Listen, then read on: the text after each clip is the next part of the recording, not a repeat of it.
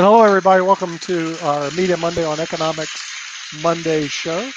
I'm your host, Nick Palavita, and today, along with our very special guest, I'd like to bring in our friendly, who's Pulitzer Prize winner, New York Times bestseller.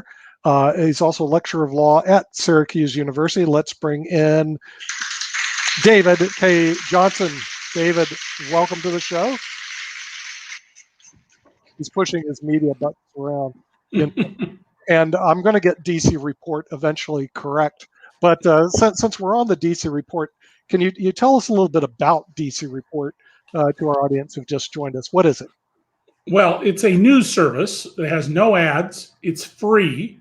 It is public service done by former senior reporters and masthead editors at the New York Times, the Wall Street Journal, the LA Times. For a while, we had someone who had been at ABC News, MSNBC, and Fox. She had to go get a real paying gig, which we don't qualify as because we run this on a shoestring. Many of the biggest Trump financial stories of the last 4 years were broken by us, including when I got Trump's 2005 tax return. Yeah. And what we do is we do not go to press conferences. We don't react to press releases. Mm-hmm. We write about what the president and Congress do, not what they say. So we study the federal record, mm-hmm. the Federal Register, which is the government's rule book, the congressional record, statistical data, and we report from that because very few journalists do this. And we decided, Nick, to start this the morning after Donald Trump won the Electoral College in 2016, because we believed, and we were proven right, that the press would do a terrific job of covering palace intrigues at the White House, mm-hmm. but they wouldn't do a good job of covering what is happening to our government here in the United States. And one of our tenets, it's on our About page, is it's our government, we own it. We shouldn't be squatters or renters. We should act like what we are, owners. People in office work for us. They're temporarily given power to act in our name. So DC Report, that's our focus. And we run probably 5 or 6 stories a week. Mm-hmm. Yeah. Okay. So the thing is, basically, we're actually doing reporting because one problem I've seen in the media, David, is journalism in general. Not that I'm going to beat on journalists, but since you're a journalist and you're here, I guess time to beat on. Okay, but here was the thing. There was a time I think in the 60s and the 70s that when you listen to a journalist, I'm going to pick on Walter Cronkite, he's no longer there, or Brinkley, David Brinkley, that they would do things like they would fact check things twice, or have fact checkers. They'd make sure they would report on the news. They would not make the news. They kept their opinions out of it, except they had one little opinion section, and then they would go to it and this is the opinion of blah, blah, blah. And Walter Cronkite, if he ever said something that was his opinion, he would basically let you know, and it was very rare. He said, well, this is my opinion, da, da, da. Okay, that was then. Now we fast forward to 2020, and I'm talking about the 60s, when I grew up in the 70s, right? Fast forward to 2020, all right? It's like, here's what I've seen from the journalists. Their statements are opinion.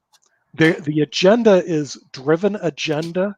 What they show is driven agenda shows. And the reporting is down to next to nothing. In other words, I hate to say it, my wife likes watching CBS. So we watch CBS in the morning, and I know what the agenda is going to be. It's usually race, sex, bleed, lead, not necessarily in that order. Okay, and they're always going to be on this morning. I didn't even watch it this morning, but I guarantee it's going to be on tomorrow morning. Facts, forget it. Opinions, high. I mean, and the thing is, after a while, I don't even want to watch it because what I'm doing and face the nation. That is completely opinion driven. And so as I go through media, and maybe that's their idea. CNN, and I know that the conservatives hate it because it's liberal driven, which it is, and then Fox is conservative driven, which it is. And I've listened to both of them. I'm going that they're driven by it's not cable network news, it's communist network news. I mean, they're driven by all these agendas, and if I do get the news, I got to kind of squeeze it in there, what's actually going to happen, because it's always somebody's opinion, and then comes the news. So Nick, I think I understand why you perceive that to be the case, and I don't think it's accurate. And let me make clear, I'm the only journalist in American history who caused a broadcaster to be forced off the air and shut down, the second most profitable broadcaster in America. What year was that? I first reported what they were doing in 1973, and the government finally shut them down in 1983. It took 10 years of litigation that I had to stick with the story. Today it may be different, though.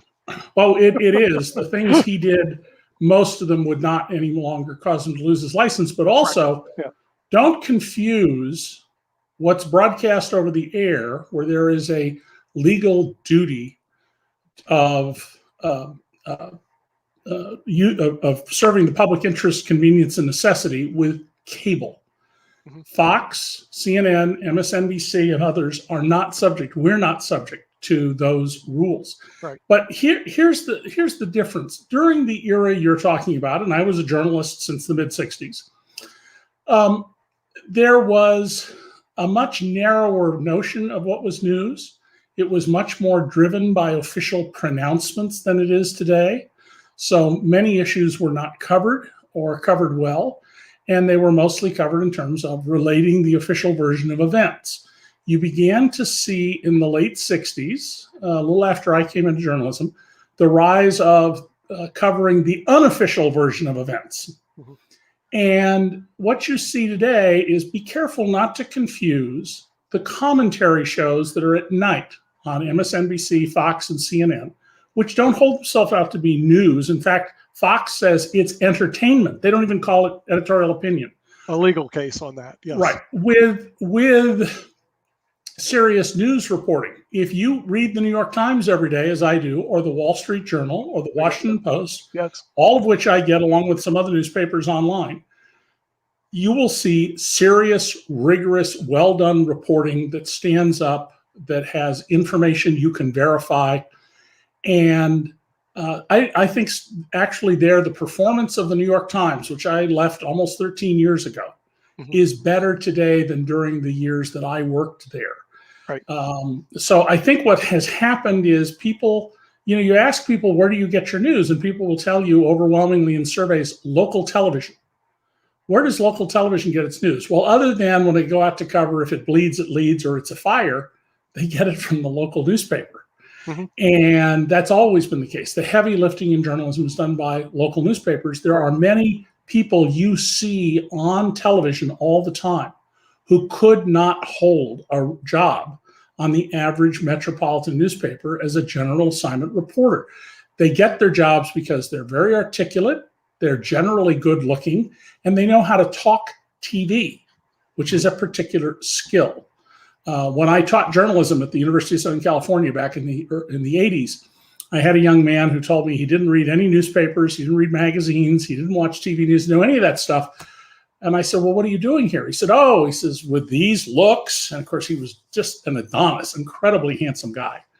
And this voice, he said, I'm going to be an anchorman. And within a couple of years, he was the nightly anchorman in a top 20 television market. Had nothing to do with any journalism chops. So I don't confuse the nightly cable broadcasts with the serious reporting that you will find every day in the Times, the Journal, the Wall Street Journal. I will not confuse that, because you're correct. I get the New York Times, I get the Wall Street Journal, I get the local rag, which inherits the Raleigh. Okay, and the reason I get them is because they actually do report the news, and a lot of stuff that's just missed by the entertainment that's on the evening purported news. But I think and that's the reason I like the newspapers, is because, all this stuff I missed because it's not reported, because it didn't involve the bleed, lead, sexism, racism that has to be on the evening. And Nick, do you know what the fastest disappearing job in America in the 20th century is? Probably journalism and newspapers. Exactly, journalists. Period. Journalism, yeah, because the financial aspects don't make any sense. The financial model of the newspaper that started 400 years ago Right. as a way to provide the mercantile, the burgers with an H, the trader and manufacturing class with information, so that when you ship goods in a ship to another part of Europe, you needed to know if there was a new port commissioner who was demanding a different set of bribes, or there was an insurrection going on and things like that. That's how it started. Yep. And it's always had a heavy commercial aspect in that sense.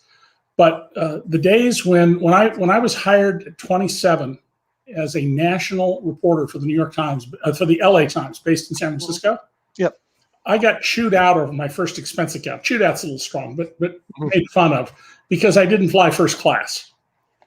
Today, you're lucky if you can get a coach ticket on discount. Right. Economics. Yeah, right. And it's had a real effect. On the other hand, the New York Times is a unique situation because of its world-class status. It actually has more journalists now than when I left in 2008.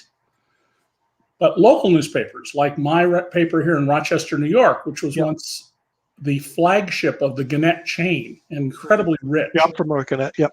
It now has a handful of reporters. It's got very little news in it. Right. In fact, today I got a pitch for donations, so we're going to send them $500 to support the newsroom. Right. Yeah, and I've seen that trend because I used to advertise on Gannett papers when we first started doing these seminars. I started with Gannett because they were cheaper and they were in local, like the Westchester News. I was in Garden City. I was able to advertise there. Then I moved up and I started advertising the New York Times.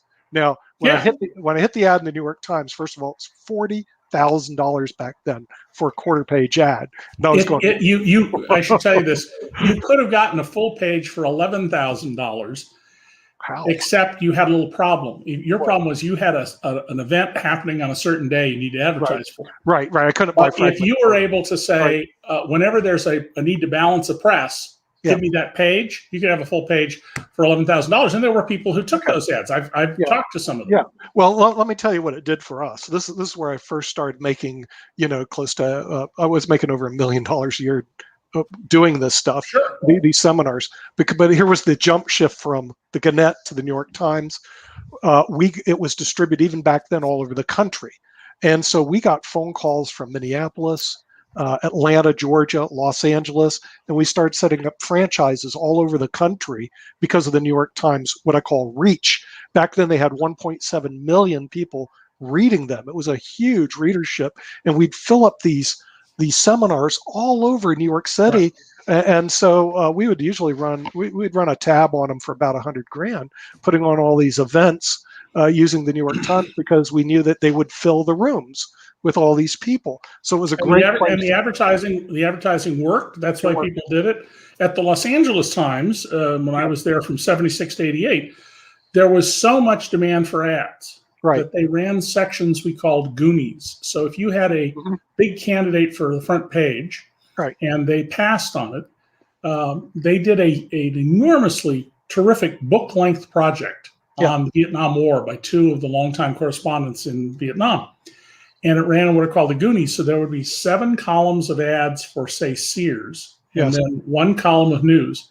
And that series had 64 jumps. 64 pages through the newspaper. And it turned off a lot of readers because, you pick up your Sunday newspaper and it would weigh pounds. And your daily paper would. The classified ad section on some occasions ran 144 full-size broadsheet pages. And had they driven up ad rates and squeezed some of that out, they would have done better. The other problem newspapers had before the internet came along and destroyed their business model, what Schumpeter calls creative destruction. A new industry comes along, it supplants an old one. So automobiles killed the buggy whip business. One of the other problems was the Los Angeles Times was the leader in this. I would go up to their market research department. Very few papers had one, but they did, and get the brochures. And it would say, you should advertise in this newspaper because LA Times readers are 16 times more likely to buy a Mercedes-Benz than non-readers. They're 10 times more likely to book a cruise. And basically, they started getting away from the mass audience that newspapers had depended on when they cost a penny or 2 cents to an elite audience that became much narrower. And I think that was a real fundamental marketing mistake. But the world, of course, is full of those sorts of mistakes throughout business. It's Right. largely the story of failed businesses. Yeah, and also the things have morphed in newspaper. What happened to us? The cost per inch started going up, and see, our revenue and our people watching would not go up. All of a sudden, our expenses would go up, but our revenue would not. So we discontinued. Then we went to mailers, but to get the same audience, I had to mail 30,000 mailers back then. Then it started going up, so we shifted over to. By then, the internet came on board, and this was around 2001. We shifted everything over to the internet, and I've been doing internet marketing ever since. And this is what economists call disintermediation. A newspaper is essentially a marketplace where the journalists are the barkers saying, "Hey, come on in and read this interesting stuff. The police chief is having an affair, and the mayor stole a bunch of money." Yep. But it is you're drawing them in to bring the buyers and the sellers together to do business. Correct. Right. The internet comes along, and you eliminate that expense of supporting the news to draw people in. That's how Craig Newmark made his soon by now $1 billion fortune with Craigslist. Right. Craigslist. Yep. And the only industry in America that has not been savaged by the elimination of disintermediation is residential real estate. And the reason for that is that people who move to a new community, what they are in most cases seeking, particularly if they're white, is a demographic that's like them. Right. It's based on racism. And it's been persistent in avoiding that and in keeping prices high. Whereas, travel agents have become specialists now. Almost everybody books their own tickets at the airline website or at the hotel website. Yeah, or at Orbitz, or you go to Orbitz, or you go to hotels.com. I don't use travel agents anymore. Right. Those, let me tell you something about those intermediaries, having been at one time the chairman of a little tiny hotel management company. The old traditional travel agent before the internet would rent a room, and they would collect the money from the customer, and they would send you a check for 90% of that amount of money. Or sometimes the other arrangement, you would send them a check for 10% of the room. Well, now we have the internet where it's much more efficient. Expedia and hotels.com take as much as 40% of the money you pay for a room. And I know this because I sat on an airplane one day with a guy who owns a hotel in one of the South Pacific Paradise Islands. And he told me that he pays as little as 20%, but as high as 40%. Of course, it's the high demand season when they take the most money. And he said, and I can't get rid of them because I've got to fill the rooms, and that's where people have gone to Expedia and hotels. So sometimes eliminating the intermediary actually worsens the economics for the business trying to find customers. Right. And I remember a time when I was traveling so much, one of my employees was a full-time travel agent just to keep my travel schedule together. Because we would do these seminars, we'd go from city to city, hotels, rental cars, the logistics of putting on these events all over the country were phenomenal. So we actually had a full-time travel agent. Well, I don't do that anymore. I go to Orbitz, or I go to hotels.com. I just do it myself, and it's completely supplanted that. Now, what I find out very fascinating, like with IBM TV and our network, since we're able to broadcast into 122 countries right now, using the internet, we go into all these places. CBS was at the NAPD conference bragging that they're in 24 countries right now. And I just was going, are you kidding me? NAPD stands for the National Association of Television Professional Executives. Okay. Television Professional Executives. Exactly. It is the largest group of television executives in the world. They meet twice a year, once in Miami Beach, once in Budapest, Hungary. So they have two meetings. We're in more than 5 times as many countries as CBS. Oh, yeah. I beta tested it because I go to these people in these other countries and I ask, guys, are you familiar, like Shaquille, are you familiar with PBS? Oh, no. Who are they? PBS. You don't know who they are. No. New Zealand, PBS. Don't know who they are.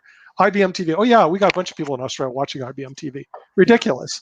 Okay, well, but this is one of the things that has happened with the internet.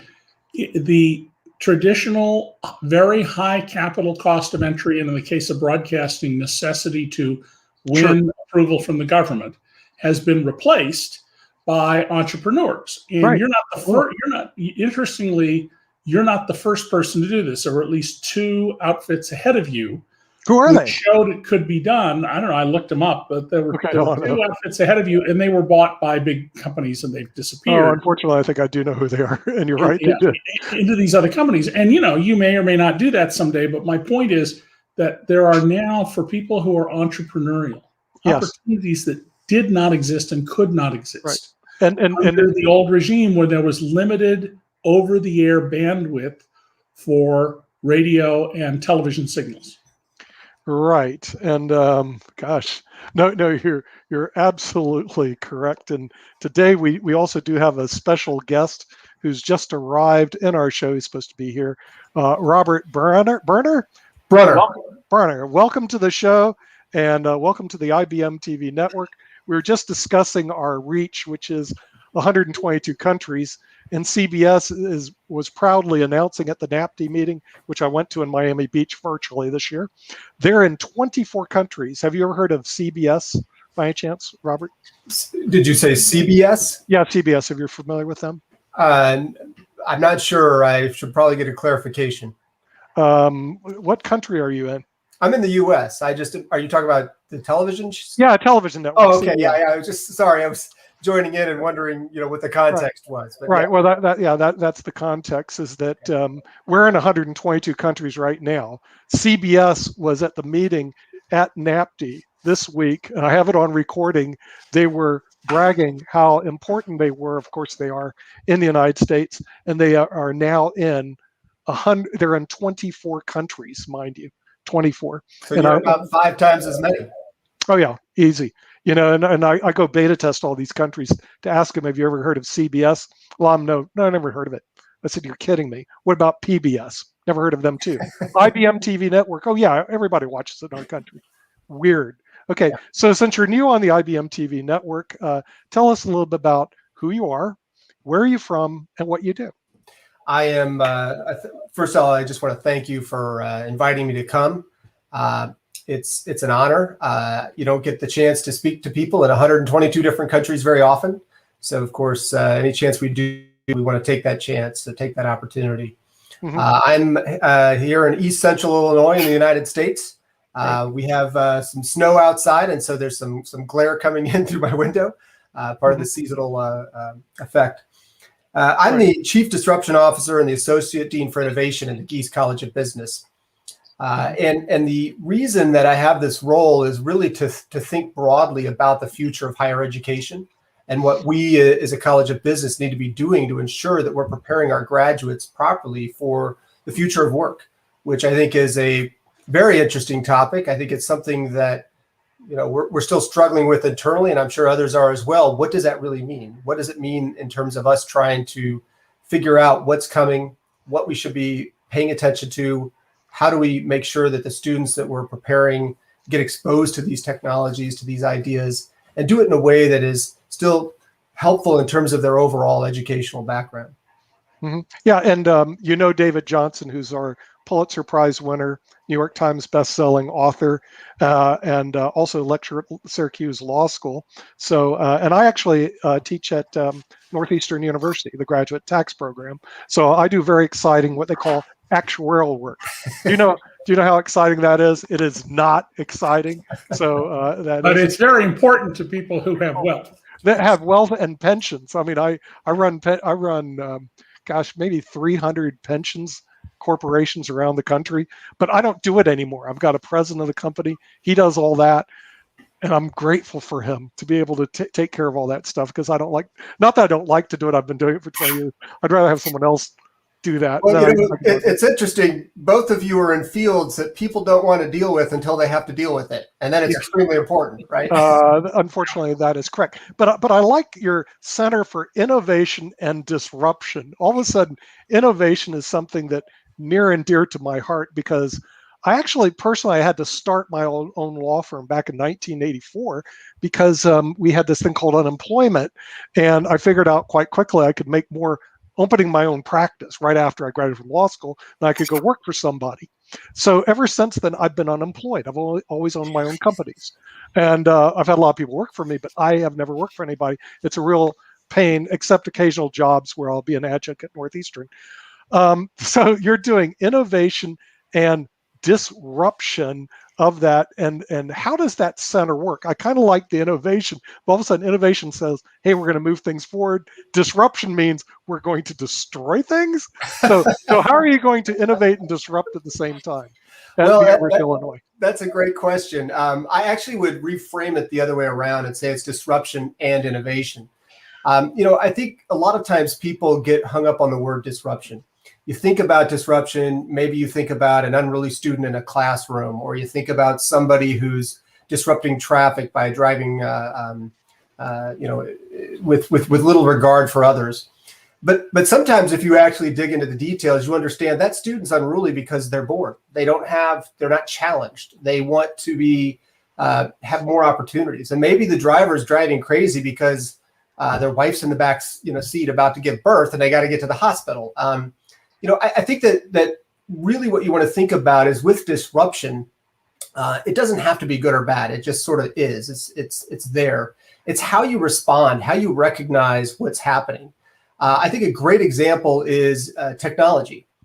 There's so many technologies that are coming out. I mean, look at this right now. You are talking to me. We are nowhere near each other. We're broadcasting globally. And this is something that just a few years ago would have been, unheard of. It's as you said, CBS is only in 24 countries and you're in 122 already. And it emphasizes that disruptive nature. I see the same things happening out across industries. And of course, when I focus on our own industry, higher education, you just start seeing all of these opportunities. The Geese College of Business about 5 years ago made a major change. We developed an online IMBA platform, this online MBA. It's now growing up to close to 4,000 students in the program. And we had a strategic first mover advantage because we were one of the first to really push hard into this. And we used Zoom, several years ago. We used it for making videos. We did live class sessions, and these were students all over the world, very similar to what you're doing here. Right. But now with the COVID pandemic, we have to look at it and say, wait a minute, everybody's using Zoom, right? Zoom is familiar. Everywhere from education to business boardrooms to churches to social gatherings. Mm-hmm. When the world becomes used to that technology that you were sort of using as a keystone, you have to rethink what's happened now.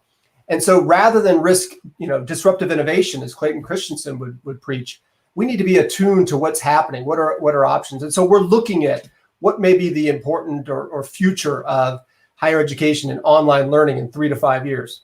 Mm-hmm. We don't necessarily have the answer, but we need to start looking at potential technologies, about potential approaches that might allow us to stay with that first mover advantage.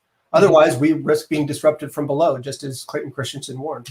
Right. Yeah. And what I found fascinating with IBMTV Network. So not this week, last Friday, we had the president of Mauritius was on our show. Okay. The only problem I had was being a narrow-minded American. I didn't even know where Mauritius was. So I had to go pull out my global map and then find out, oh, there's Mauritius. Okay. Go to Madagascar and throw a rock. Yeah, Madagascar with the rock. Now, not this week. Next week, we have the Prince of Liechtenstein on, which is a principality. So I have to pull out my old global map and then find out, oh, there's where the Prince of Liechtenstein is. You have to find. I'm going to tell you, there are these things here which you can just ask. Oh yeah, right. Sorry. Whatever. I'm showing my age. Information a little more modern. You mean I just can't pull my globe and look for it and stuff like that? But years ago, and we beta tested this about a year ago with Shambhu Pokhrel from Kathmandu, Nepal. Years ago, we couldn't stream somebody internationally because it would be like that. The bandwidth was bad. Today, like Shambhu comes in all the time from Kathmandu, Nepal, comes in clear as you do. The people in Liechtenstein, as a matter of fact, the television show that we produce called Swiss Impact is actually produced in Zurich, Switzerland, a place called Zug, Switzerland, which is right south of Zurich.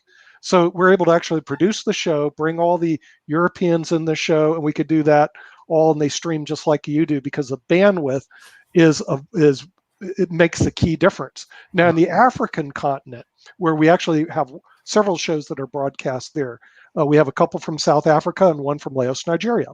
When we started the one in Laos, Nigeria, bandwidth issue, but then he got his bandwidth down where it can work. But one problem if you go into the African continent with our shows that are streamed is the bandwidth issues. In other words, the bandwidth isn't up to speed as it is in the United States. Mm-hmm. And in the United States, it's not up to speed everywhere. Oh, no. Yeah. Okay. No. So and much more expensive in the U.S. We pay vastly more than Koreans and the Japanese per unit of data that is transmitted. I want to ask Robert a question about your MBA program, which your dean has talked about in the show a number of times. This MBA that is remote is essentially for people who have finished college and been out in the workplace, right? It is not for people 22 suddenly going to graduate school. And that's one of the issues concerns me about remote learning. I think if any one of us wants to go get a degree, we have a level of maturity and knowledge of the world where we could do it online just fine. In fact, we could do it without Zoom. We could probably do it through independent study. Mm-hmm. But the interaction I have in the classroom with my students, both when I taught third-year law students and graduate business students, and now that I'm teaching undergraduates, I find to be incredibly important to their acquiring the knowledge through interaction with me and interaction with one another that you can't do, or at least I haven't been able to figure out how to do on Zoom. So let me just first state that I am not the Associate Dean for Online Programs. So, specific questions about strategy or tactics would probably be best for either Dean Brown or Associate Dean Brooke Elliott.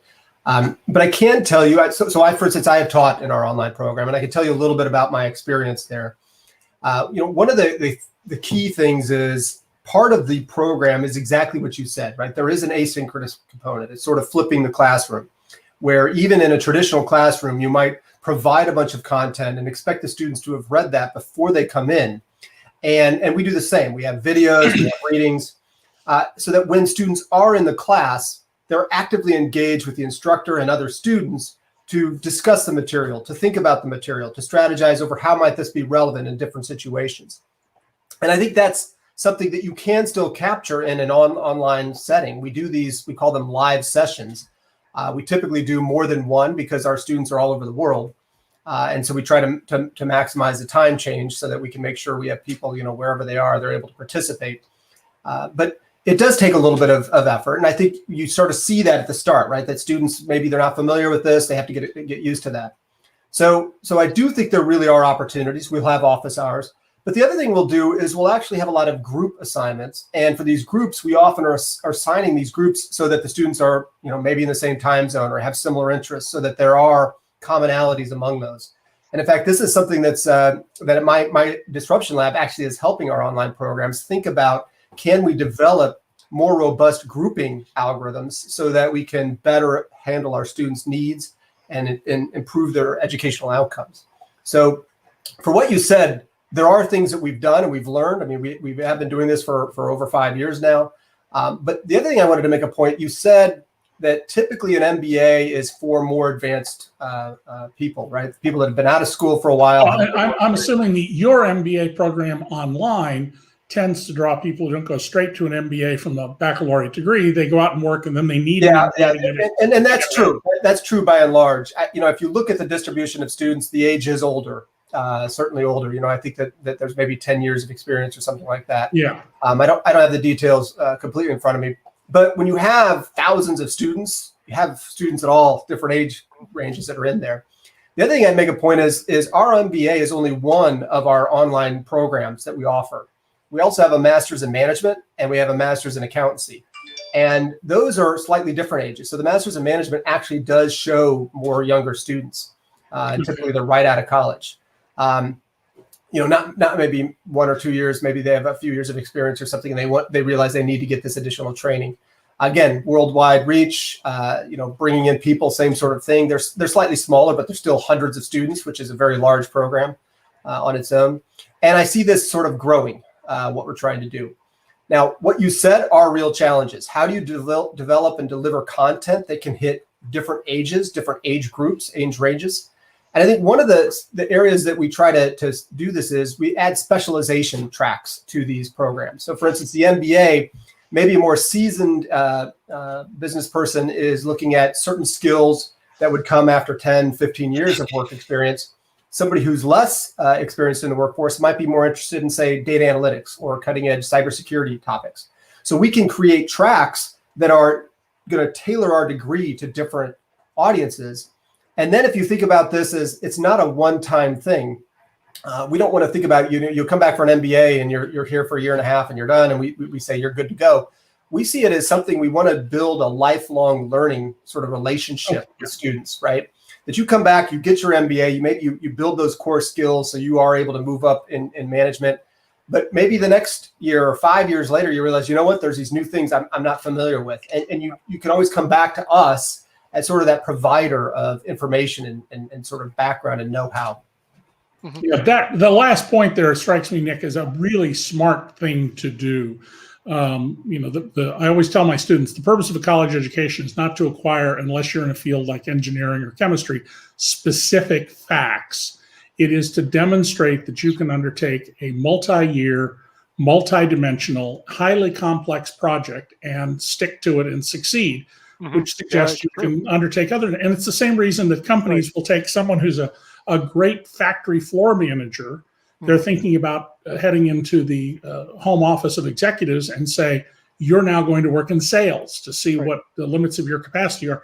And so for business schools, law schools, I think for law schools, there should be an opportunity to take over the continuing legal education seminars and therefore bind more deeply students to themselves.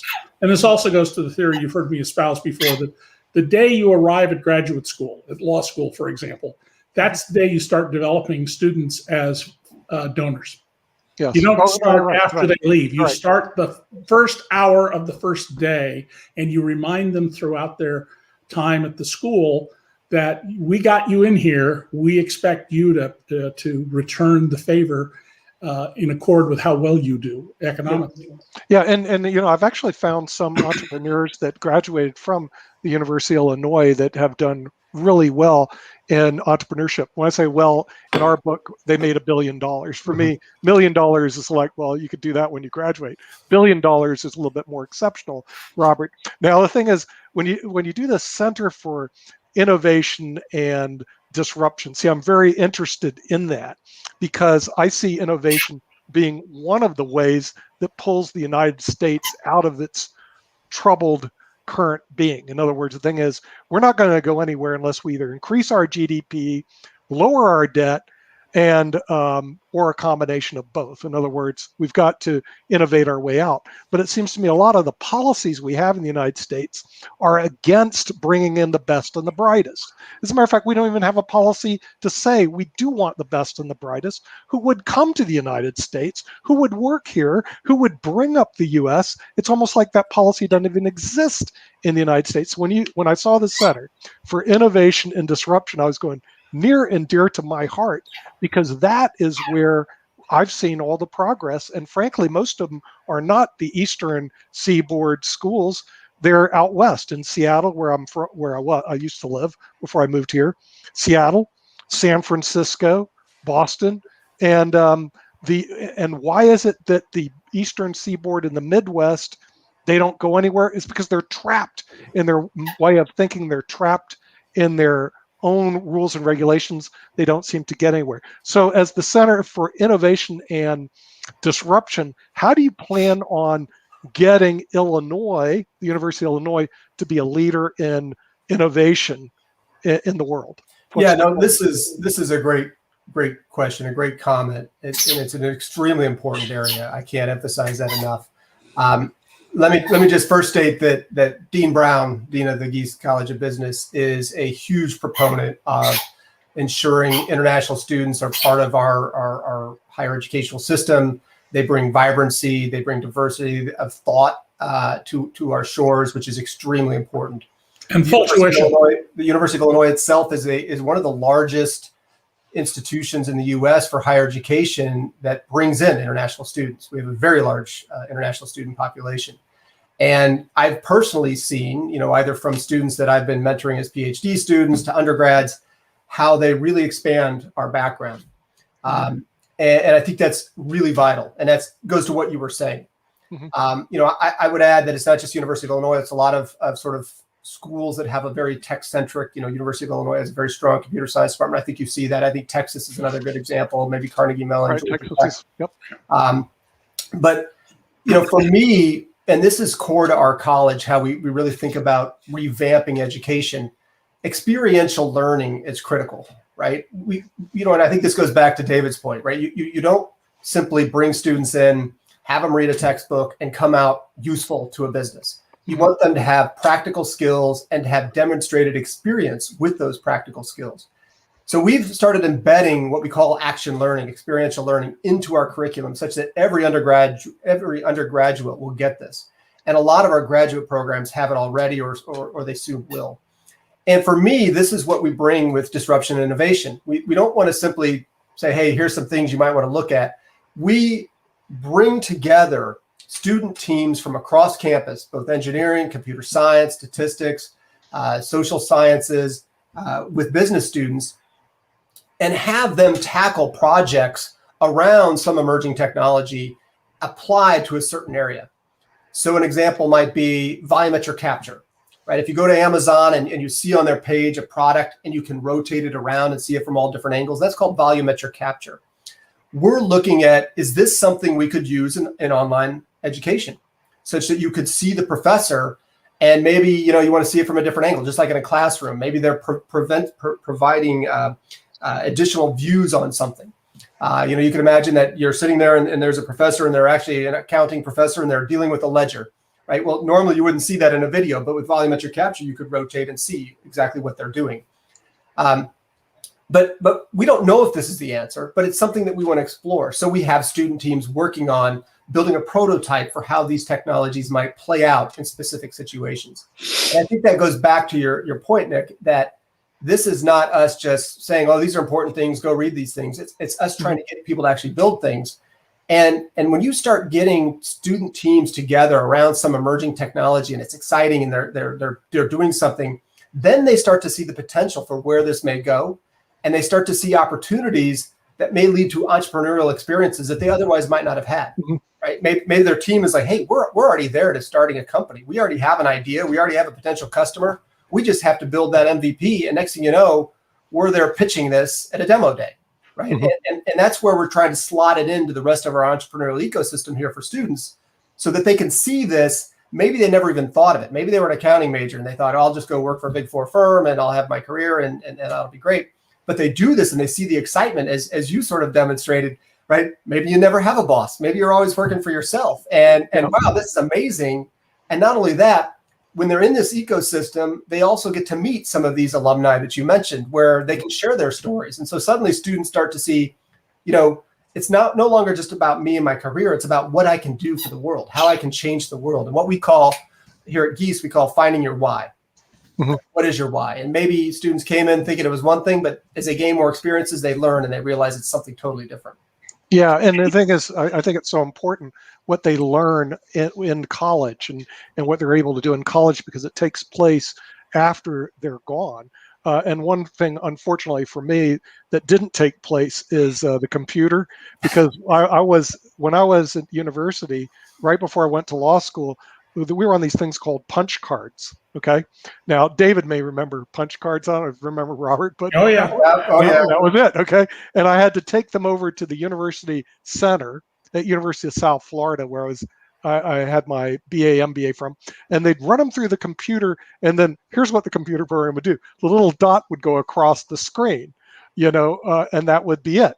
They didn't even have monitors. Then just as I was to graduate, I went to they had a computer center where we bring the punch cards. I said, what's that? Oh, these are monitors. I was going, oh no, I just missed the whole computer age, because I honestly, between me and the stars, I would not do these. But that demonstrates the importance of diversity in your teams, right? If the three of us sit around a table and we talk about technology, we're not going to be familiar with what TikTok is enabling young people to do in terms of marketing and advertising and Right. brand awareness. We may not even be aware of those options, right? So when you start bringing in people that are not just, look different than you, but are younger, just different ages, people with different backgrounds, cultures, experiences, then you start to see all of these opportunities that come out. And I totally agree with you there. I mean, innovation is so important. It's a drive, an economic driver for both our country and the world.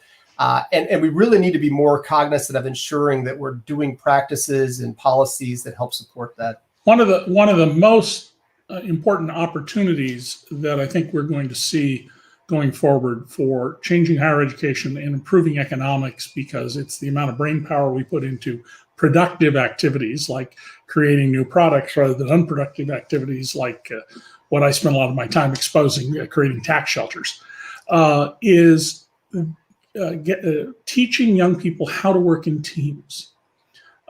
This is in business today, overwhelmingly people work in ad hoc teams, and learning to be able to get along with other people, to share the credit and the burden, and at the same time advance your career. And along the way in teams, everybody's going to encounter someone who is all out for themselves, who will savage the team if necessary to make themselves look good. I mean, lots of negative forces. Teaching the ability to do that is, I think, going to be more important rather than less important going forward.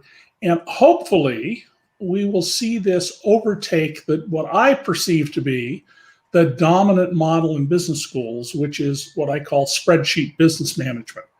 You end up with people like Robert Nardelli was one of the 6 crown princes to Jack Welch at General Electric. He didn't get the brass ring, so he left and went to work for Home Depot. And Nardelli knew nothing about that business. That's fine. Lots of examples of executives like Paul Massano, who went into IBM and fixed it up when he came from American Express. He immediately orders up a Jack Welch type spreadsheet on the costs of labor. And he goes, what are we paying all these clerks on the store floor all this money for? They're getting health benefits. They're getting all this money. It's a terrible mistake. And they try to explain to him, the people who are there, this is a do-it-yourself place. And these are the people who say, when you buy a toilet, you're going to put it in yourself. Here's how you put the wax ring on so it doesn't leak. And here you buy this wrench so you don't pull so tightly, you break the porcelain bowl and you have to buy another one. And he got rid of those people. I mean, I wrote at the time about this and said it's almost as if Lowe's and 84 Lumber paid Home Depot to hire this guy to drive business away. And when you approach business as simply a statistical model, unit labor costs, you don't produce a great business. If you produce teams of people who can work, who have divergent perspectives, not just from all perspectives, economically, religiously, entrepreneurially, customer care-wise, you can have a great and successful business because more voices will give you more ideas, and will also give people the judgment to say, well, we'll look at that, and then if it doesn't work, dismiss the idea. And just one last point, and that is one of the guiding principles I always taught my students, particularly the business students, was you have to make decisions all the time with inadequate information. You will never have all the information to make a decision. So there are 2 things you need to do. 1, make a decision. If you don't make a decision, you'll be seen as weak and people will run their own shops and undermine you. But 2, figure half your decisions will be wrong. Whenever you discover you made a bad decision, there's actually some research showing half your hires. That's pretty good. Right. Whenever you realize, and it's become clear that you made a wrong decision, do not invest another dollar or minute in that decision. Make a new decision. You never want to reinvest in bad ideas. And one of the worst things I've observed throughout my career in the businesses I've written about, and especially in newsrooms, where they don't train managers, they just pick reporters they think will make good editors and promote them, is reinvesting in a bad idea, in a bad decision. Don't ever do it. So make decisions, be clear and make them. And when you make a mistake, walk away from it. Don't worry about it. Well, this is a 50-50 then. I don't know if I made a good decision or not, but we're bringing in Dan Worthington. Dan, welcome to the show. He's the former associate dean for the University of South Dakota School of Law, and he's been in practice for a long, long time. By the way, what you said was so accurate, David, when it comes to leadership and decision making. Because I keep thinking half the decisions you make are probably wrong, and what you got to do is just make an adjustment and keep on going. It's very difficult. But even the IBM TV network, somebody goes, "Well, why are you doing this?" It's just the same reason I started my law firm. It wasn't because I wanted to do it. It was out of desperation that you're bumping up against a wall. Back then, it was unemployment on law students. It was over 11%. I talked to my law school buddies. They go, "Well, we've been looking for a job for a year." I didn't want to look for a job for a year. And I figured out my first week in practice, I was making $6 an hour as a law clerk. I made $3,650 my first week. And I was going, hey, this owning your own practice is not a bad thing to do. And the network, the IBM TV network, oh, you want to do a TV network? No, I didn't want to do a TV network. I tried to work with PBS and CBS. Do you want to know the impossible dream? To dream the impossible dream is to go work with PBS or CBS.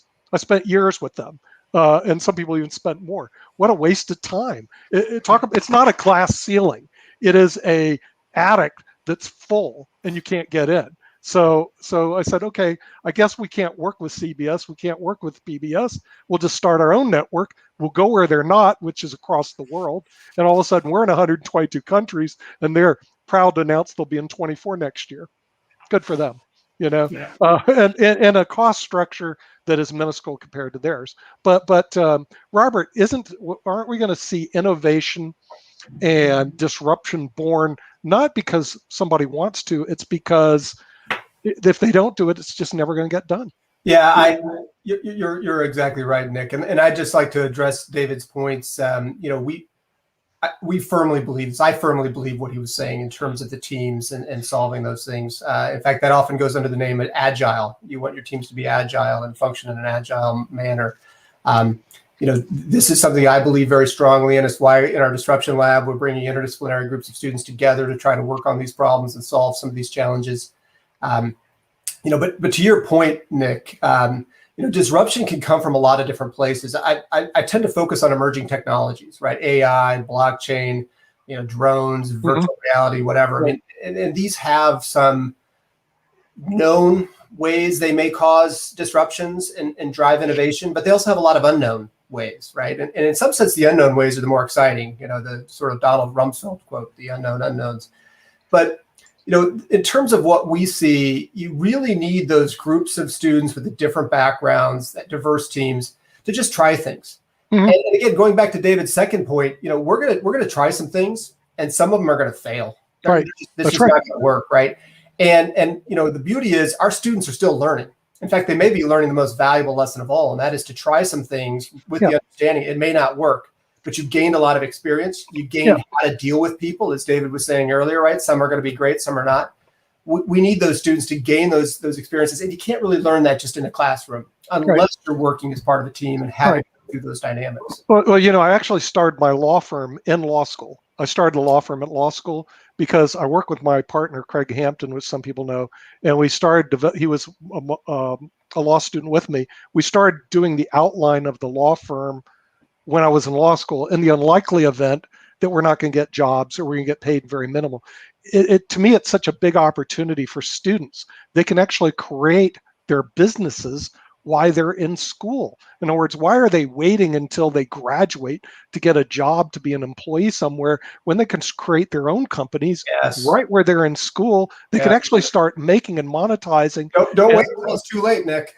Don't wait till you graduate, buddy. Start your business now while you're in school, because what a great opportunity, because you have time to do that. Because once you're in your business, you don't really have time to. No, you don't. And that, that goes back to the disruptions. I said we tend to focus on emerging technologies, but there's lots of things that are driving them. I mean, COVID has shown this, right? Sure. People are saying, wow, COVID, who could have seen this coming? And it's like, lots of people saw this coming. Bill Gates did. The pandemic is my biggest worry. And this was 5 years ago, right? There's lots of things that can cause issues. We tend to be just too busy with our daily lives to notice, right? And that's where I see things like what we're trying to do is so important, because it's not so much preparing students for how do we deal with virtual reality in higher education as a thing. It's more about how do we deal with disruptive forces that we may or may not have seen coming, and we have to work in a world of uncertainty and make decisions where we may be right or wrong, and we've got to own it, and then we got to own the consequences, right? And I think that's really what it comes down to. Whether it's emerging technology, whether it's political instability, whether it's natural events, whatever's driving that disruptive change, you want to be able to handle those things and recognize them and deal with them. Yeah, but and college is such a great place to do it. Fred Smith started FedEx. Basically, the outline was done when he was at business school. In North Carolina, the largest employer here is a company called SAS Systems. You probably haven't heard of them because they're a private corporation, but was started by Goodnight and Saul when they were in University of North Carolina State University students. NC State, buddy, not Duke, not UNC, not your top 10, not your top state student, North Carolina State, buddy. That's where they started. Fred Smith, got a C+ for. I know, C+ vice professor. By the way, Robert mentioned the word Agile here. This is a book my wife wrote 3 of the chapters in on community foundations and for wealthy donors, what an agile servant they can be. And being agile in business is absolutely fundamental. And it's one of the things that isn't taught, where you get a rigid reliance on Sigma 6 and spreadsheets. Right. Yeah. And Nick, you should look at somebody like Michael Dell at Texas. Yeah. At his dorm room, right? Yeah. Right. So the thing is, if you didn't fail, withdraw as a student of Harvard, which is, by the way, your best ticket to success, get admitted to Harvard and drop out. That's your number 1 ticket. Okay. Your number 2 ticket to success is go anywhere. It doesn't matter, but bring the innovation with you while you're in college and develop your business plan there. Because as unfortunately, I do come from a line of business owners. My parents and grandparents own corporations, and I kept saying, why do you want to work with somebody? Because you can always do that, work for somebody. Well, lo and behold, I found 37 years later that might not be true, because you become permanently self-employed. But they had a point to it. In other words, you want to get a job, you can always get a job. If you want to create a business or an enterprise, do it while you're in college. Michael Dell did it when he was in college. Almost every one of them. Mark Cuban was selling stuff, when he was in college. Maybe he was the University of Illinois graduate. I keep forgetting. He was Indiana. Indiana? Okay, forget him. Let's not talk about him. There was one from University of Illinois that became a billionaire. Names forgets my name. There's quite a few. Yeah. Quite a few of them. Okay, but the thing is, starting in college can make such a difference. And if you have a center of innovation and disruption, this is the reason I'm highly into it. That is a great place to start, because colleges are supporting that, as opposed to when I was in college, that wasn't their agenda, buddy. Their agenda was go get a job on the line at General Motors or somewhere. In other words, go work for somebody. And I even did my MBA paper about my own corporation, and they didn't like that. Why don't you get a job for somebody? Nick, you want to remember to be grateful that many people do not want to be entrepreneurs. They're not psychologically oriented to do that, because you, in fact, need secretaries, clerks, lab rats, if you're in the biology industries, legal secretaries, paralegals. You need people who are like that, and treat them well. Right. I was talking today with someone about this breakdown in the way that we treat workers between many managements now and workers, the complete lack of loyalty. A friend of mine who made enormous fortunes for the company he worked for, even though he's in a cost center, not a profit center, and then one day was just told, well, we've decided to let you go. The complete breakdown of loyalty, that's not good for entrepreneurship either. People need to learn to respect people who work for them as employees. Speaking of which, I'm going to have to let you go, because we are at the hour. I do want to thank our special guest, Robert Brenner, and we're starting Tax Time on the IBMTV Network from the University of Illinois Center of Innovation and Disruption. Thanks you all. We'll see you next week. Agreed with.